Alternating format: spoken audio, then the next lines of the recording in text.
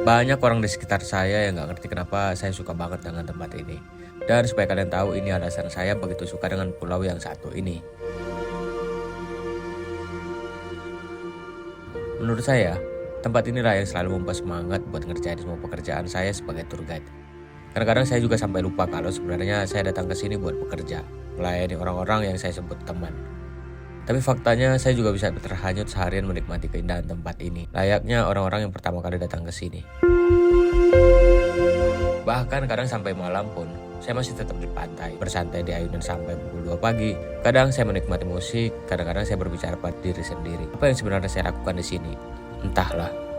Yang saya tahu hanya harga paketnya mulai dari 550.000 per orang untuk one day trip, dan untuk paket menginap itu harganya mulai dari 700.000 per orang. Dan saya juga tahu kalau mau booking itu bookingnya di Batam Traveling.